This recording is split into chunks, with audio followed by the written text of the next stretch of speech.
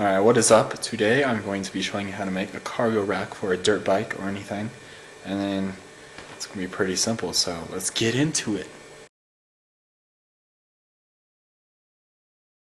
Alright, so here we are in my garage with my new dirt bike, like I said, and I'm going to be putting a cargo rack back here because the previous owner, I got it off of Craigslist obviously, previous owner had duct tape, like a bearing or something on here. So there's like a wear mark in it now. So I'm going to improve on that. And then also he has this little pouch up on the handlebars, which, I mean, it's a great idea, but it just doesn't offer enough space. So basically what I'm going to be doing is if you take the seat off, you'll find that there are two screws on each side, bolts. And then I'm going to be using an aluminum frame that sort of comes out to make this rack. So I'll show you how to do it. Alright, so what you're going to need for this is aluminum. Because I'm making mine out of aluminum, it's going to be really light and it's easy to work with. So 3/4 by 1/16 inch thick angled aluminum. Sorry, 3/4 by 1/8 inch thick aluminum, which is flat stock.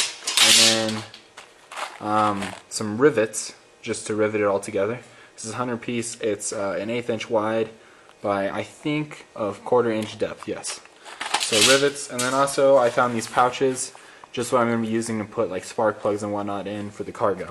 So I got a 3-pack of those, so I have a few different ones. So that's all you're going to need. Alright, so I did some quick concept drawings for you, and then here they are. So, sorry, first here is the bike, as you can see, and then here's the seat. Sorry, my art is not that good. Here's the tail thing, but anyways, this is how it's going to look coming out. Here's just a side view of it, and then here's a top view. It's going to be angle iron around the part, and then just some flat stock in the middle to make it sort of solid. So the first step of this is to remove your seat, and then you're going to want to take these side things, measure up a distance. I'm going to be making the flat stock come out at an angle sort of like this, and then it's going to go over to the rack.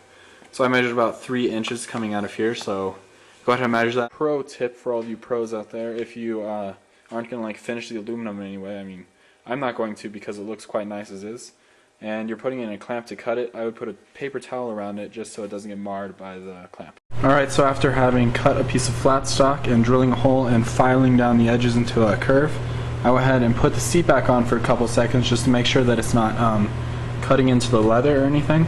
So actually what I'm going to need to do is cut an angle right here, but it looks like I chose a good length for it, so it'll work pretty good. Then I just need to cut that down. And then the next step actually is to measure from this point as to the far back as you want your rack to be. So it's probably going to end about right here for me. Alright, so I have my two 3-inch pieces cut at an angle now, and I have my two pieces that go back. So basically the next step is all you do is you get the size right, and then you put the angle piece in and make sure this tip lines up with the edge, and then you do a quick punch, drill a hole straight through both of them, and then pop a rivet in. So I went ahead and put on these angle iron parts and screwed them on. They're nice and tight, and you can see how it's going to lay out now. There's going to be angle iron there, angle there, and then I'll do a couple pieces of flat stock in the middle to make it something to rest on.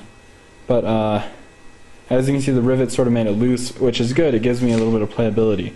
So I'm going to measure the distance here, then cut those pieces, then I'll rivet them on, and I'll meet you after that. Alright, so here it is done. I went ahead and bolted it on, and then here's just the pack on it.